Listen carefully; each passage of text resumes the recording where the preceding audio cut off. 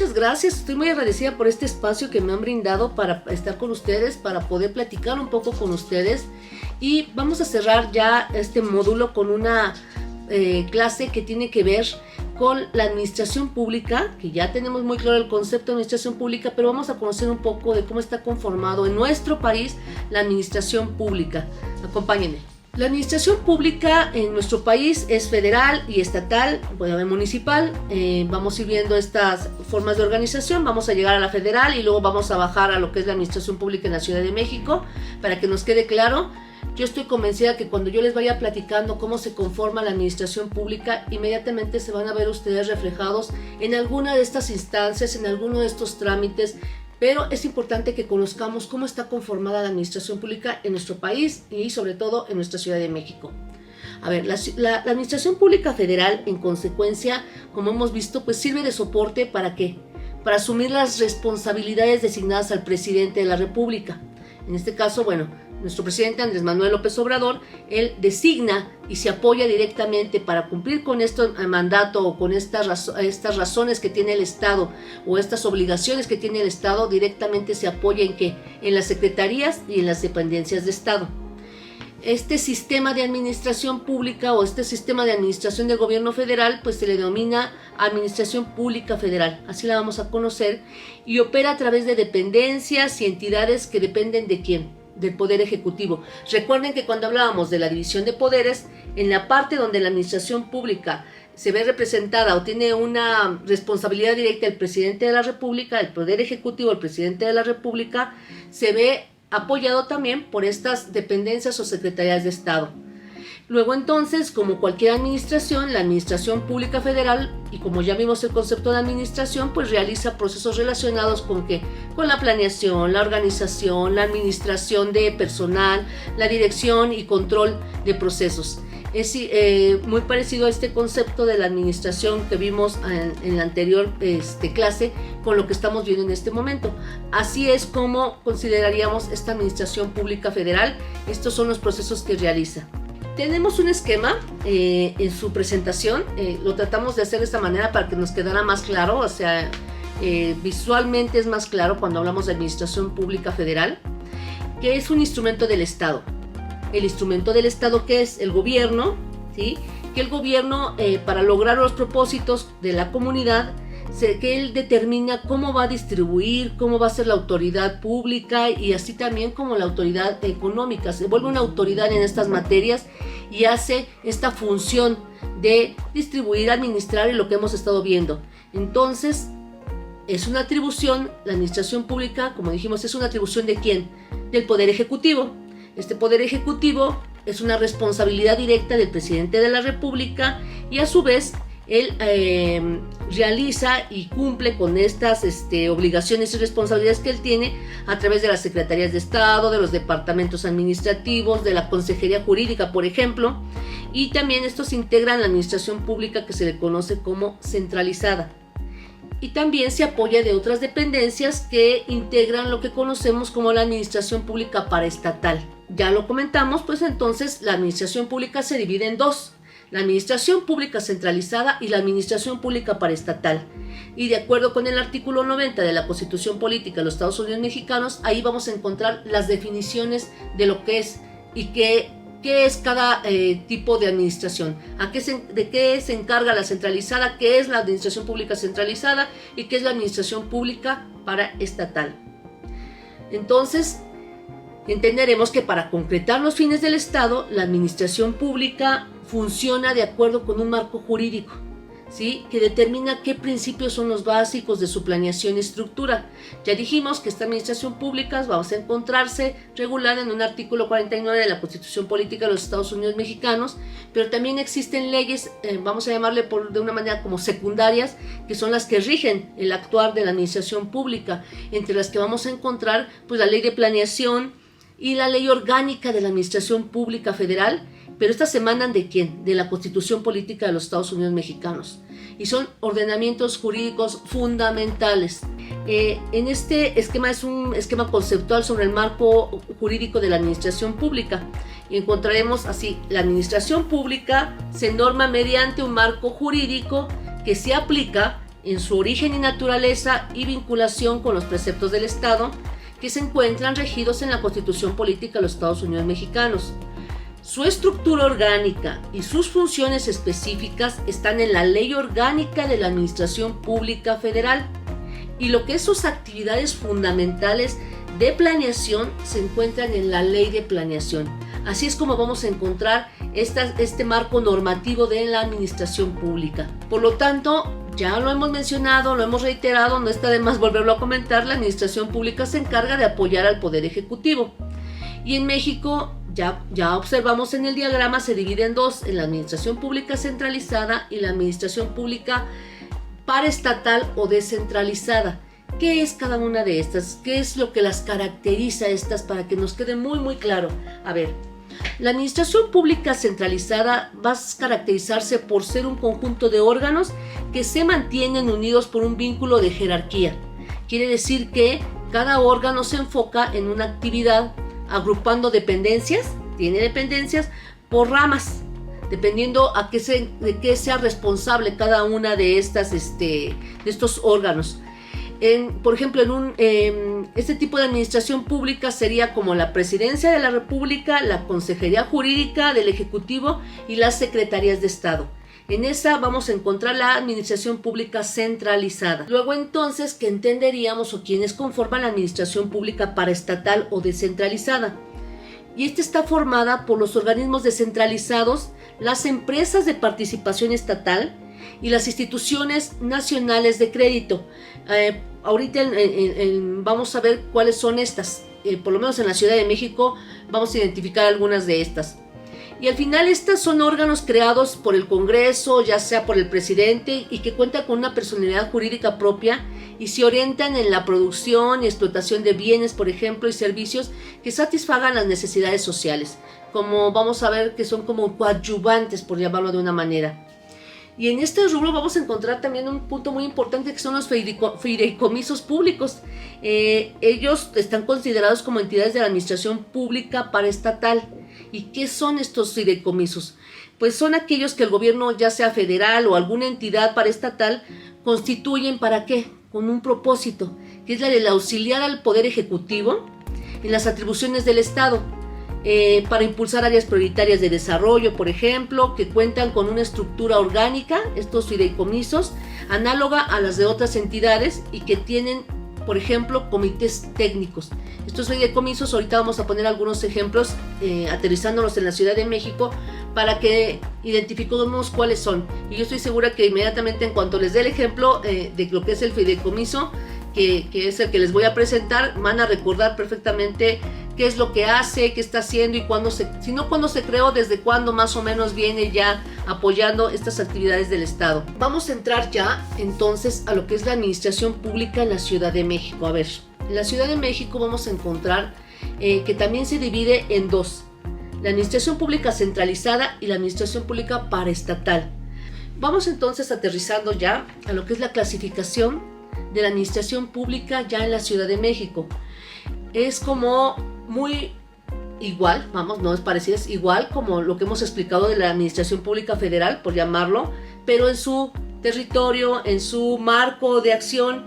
Y aquí vamos a encontrar que la administración pública de la Ciudad de México se divide también en dos: en la centralizada, que es la jefatura de gobierno, que es las secretarías, que es la Consejería Jurídica y de Servicios Legales, y son los órganos desconcentrados.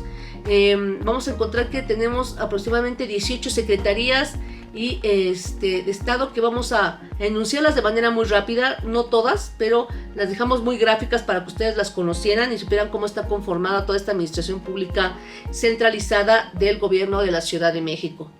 Y encontramos también esta administración pública paraestatal, que son los organismos descentralizados, las empresas de participación estatal mayoritaria y los fideicomisos públicos. Ahorita vamos a ver algunos ejemplos de quiénes son los que conforman esta administración. Y también encontramos en el caso de la Ciudad de México pues una administración pública con órganos político-administrativos en cada demarcación territorial, conocidos como las alcaldías. Y tenemos muchísima relación, sobre todo los copacos y ciudadanos en sus alcaldías tienen una interacción casi permanente, constante. Y esta integración, su organización administrativa y funcionamiento y atribuciones se encuentran regulados ¿por quién? A ver, aquí está bien importante, es por la Ley Orgánica de Alcaldías de la Ciudad de México. La Ley Orgánica de Alcaldías de la Ciudad de México es la que regula el funcionamiento de estos órganos político-administrativos. Vamos a encontrar en esta diapositiva pues cuántas secretarías de Estado son las que conforman los órganos, la administración pública centralizada. Como les dijimos, pues en la cabeza va a estar siempre el Ejecutivo, que es la jefatura de gobierno. Encontramos la Consejería Jurídica y de Servicios Legales.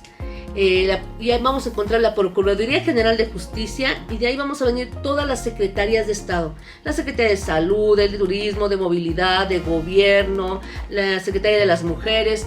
Recuerdan que la Secretaría de las Mujeres se hace secretaría con este gobierno, con esta administración que llegó con la doctora Claudia.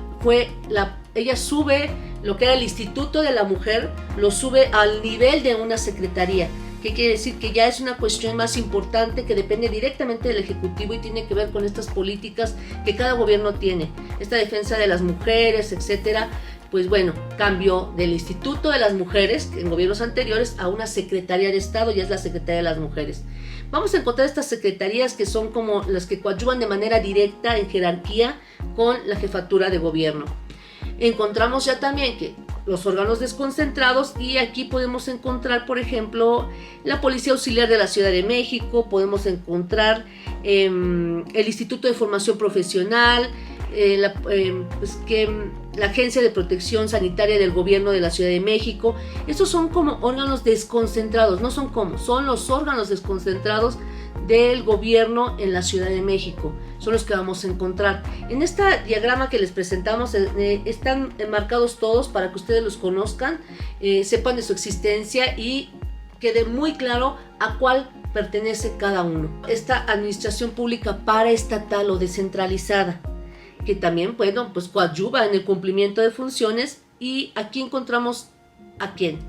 Encontramos aquí a la Escuela de Administración Pública de la Ciudad de México. Pertenece en este rubro, vamos a encontrar a la escuela y vamos a encontrar también los fideicomisos que tanto les hablamos, ¿no? Por ejemplo, estos fideicomisos que en el caso de aquí viene el fideicomiso del Centro Histórico de la Ciudad de México. No sé si ustedes recuerden cuándo se suscribió, y esta función que tiene este fideicomiso, que su propósito es de auxiliar al Poder Ejecutivo en las atribuciones del Estado, para impulsar tareas prioritarias de desarrollo.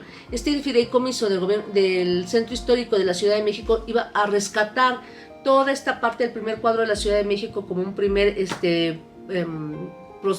con una primera instancia, y fue levantando, rescatando algunas cuestiones que fuimos observando. Yo creo que todos hemos observado cómo este fideicomiso ha coadyuvado, ha mejorado muchísimo muchas de las edificios del centro histórico de la ciudad.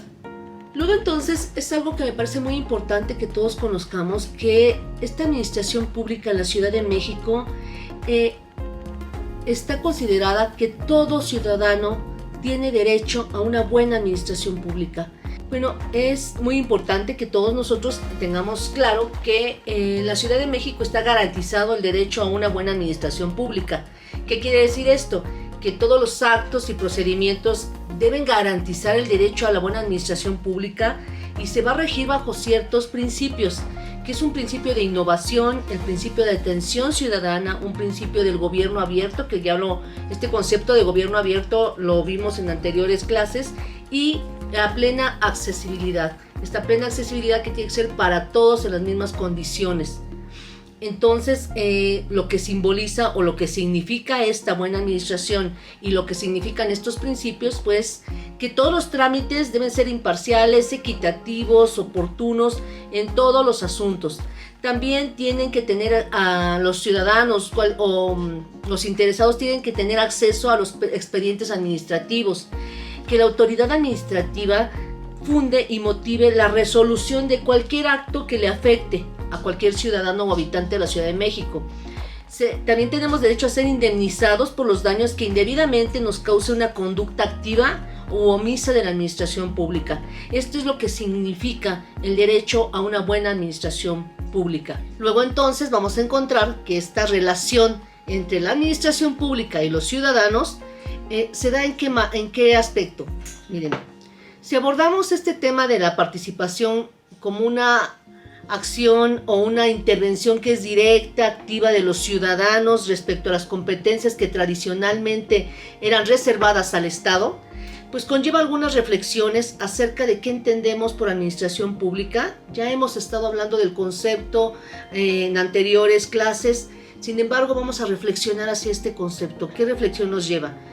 Si reflexionamos sobre este concepto, es preciso resaltar el doble aspecto que ofrece esta noción de administración pública, o la palabra administración, pues remite tanto a un conjunto de actividades concretas encaminadas a satisfacer las necesidades de la comunidad, pero también a una estructura orgánica, a un conjunto de entes y aparatos administrativos. Esto es lo que vamos a entender como administración pública, este acto de administrar el bien, buscando el bien o buscando satisfacer el bien común, como también encontraremos que la administración pública son todas estas entidades, esta estructura orgánica, estos entes administrativos, es decir, todo el aparato administrativo. Eso también lo vamos a entender como esta parte de la administración pública. Hablar de administración pública y participación ciudadana ya lo hemos tratado, hemos ido abordando este tema de la interacción, del ejercicio de control que pueden tener los ciudadanos hacia el gobierno,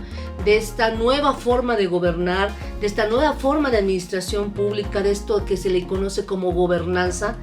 Pero vamos a entender, ¿qué entendemos cuando hablamos de participación ciudadana? Todos ustedes de alguna u otra manera, si son integrantes de las Copacos, ya hacen participación ciudadana. Pero ¿qué entendemos? Yo les comenté al inicio, vamos a hablar a veces de términos que son muy técnicos, pero que con la experiencia que tenemos, con lo que hemos vivido, con lo que participamos, vamos a entenderlo de manera más clara. Por ejemplo, la participación ciudadana la podemos entender como un mecanismo, un derecho, una oportunidad, como una construcción social. Que otra cuestión que podemos entender como participación ciudadana es como un proceso que permite la articulación, que permite la relación, la conexión, el intercambio, la interacción que hemos venido desarrollando, que hemos venido viendo cómo está este intercambio, esta interacción entre ciudadanos, entre los habitantes, entre nuestra comunidad, pero también ¿con quién? Con la administración pública y con el gobierno. Desde una rendición de cuentas, la participación ciudadana también se puede entender como que permite el control, esta participación, y permite la supervisión.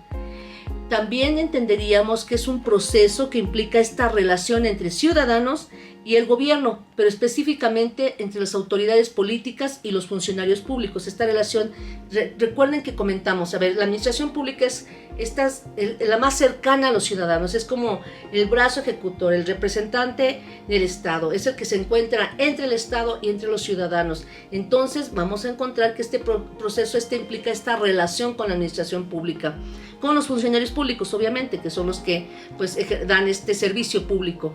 Y es en conclusión, pues es un proceso de interacción entre los ciudadanos y el Estado. ¿En qué? En un espacio público. Es ahí donde se da esta relación ciudadano y Estado. Y vamos a poner algún ejemplo, vamos a continuar hablando de este tema de la administración pública y la participación ciudadana, y chequemos o analicemos una ley que nos es muy familiar, sobre todo los que han participado en estos procesos de integración de órganos de representación, de organizaciones ciudadanas, de observatorios ciudadanos, de contralorías ciudadanas, todas esas figuras que se encuentran enmarcadas ¿en qué? En la Ley de Participación Ciudadana de la Ciudad de México, que reitero, podría o puede o debe tener todavía muchas reformas, se tiene que analizar muchísimas cosas. Sin embargo, es una de las leyes más avanzadas en su materia. De verdad que somos privilegiados en la Ciudad de México por contar con esta Ley de Participación Ciudadana. ¿Qué nos establece esta Ley de Participación Ciudadana? ¿O qué es lo que dice que es la participación ciudadana? A ver, de acuerdo a lo que establece la Ley de Participación Ciudadana, la participación ciudadana es un conjunto de actividades a través de las cuales toda persona tiene el derecho, ya sea individual o colectivo, ¿para qué? A ver, aquí es muy importante, para intervenir e incidir. Así es lo que vamos a ver ahorita que comentemos estas dos cuestiones, este derecho individual o colectivo, y ustedes van a comprender perfectamente esta relación que tiene con la administración pública. Ahora bien, vamos aterrizando un poco más ya para ejemplificar más este tema de la administración pública y de la participación ciudadana con un ejemplo de una ley que nos es muy familiar a todos los que estamos en la Ciudad de México y sobre todo a aquellos ciudadanos que se han integrado a los órganos de representación ciudadana como son las COPACOS, como son las Contralorías Ciudadanas, los Observatorios Ciudadanos, las organizaciones ciudadanas. Todo ciudadano que se ha involucrado en estas materias conoce lo que es la ley de participación ciudadana porque regula su participación, su integración, su existencia. ¿Qué es lo que esta ley de participación ciudadana o por qué la traigo como un ejemplo para que entendamos que la acción que hacemos, las cuestiones que realizamos desde el ámbito de la participación ciudadana tienen una relación permanente con la administración pública? ¿Qué nos dice o qué establece la ley de participación ciudadana? ¿Qué es la participación ciudadana de acuerdo a esta ley? Nos establece que es un conjunto de actividades a través de las cuales toda persona tiene el derecho de manera individual o colectiva. ¿Para qué? Para intervenir y para incidir. Estos dos términos de intervenir e incidir, ahorita que describa qué es lo que establecen, ustedes van a hallar perfectamente con lo expuesto anteriormente dónde está esta relación que hacen con la administración pública. Nos establece, para intervenir en las decisiones públicas, para deliberar, para discutir y cooperar con las autoridades. ¿Les es familiar con el término de gobernanza? ¿Para incidir en qué? Para incidir en la formulación, ejecución y evaluación de políticas y actos de gobierno, ya sea de manera efectiva, amplia, equitativa, democrática y accesible. ¿Les suena también como un principio de la gobernanza, de lo que podría ser una gobernanza? Y para incidir también en qué? En el proceso de planeación, elaboración, aprobación, gestión, evaluación y control de planes, programas y políticas de presupuestos públicos. Estos conceptos que acabo de decirles, que se establecen en la Ley de Participación Ciudadana a partir del concepto de lo que es participación ciudadana, nos dejan perfectamente claro cómo inciden, como la palabra lo dice, cómo intervienen también en la administración pública, pero sobre todo en qué, en esta nueva forma de administrar, en esta nueva forma de ejercer el gobierno que es la gobernanza. Nuestra Ley de Participación Ciudadana, reitero, es de avanzada. Hay que reformar muchas cosas, va a quedar en el tintero, vamos a analizarlos en otro módulo. Sin embargo, ya está contemplada y está abierta esa posibilidad que tenemos todos los ciudadanos y habitantes de la Ciudad de México para intervenir e incidir en estos problemas que son del gobierno, para el gobierno, como control del gobierno y como parte coadyuvante, pero también como una parte o como un actor fundamental en estos nuevos conceptos que van hacia la gobernanza.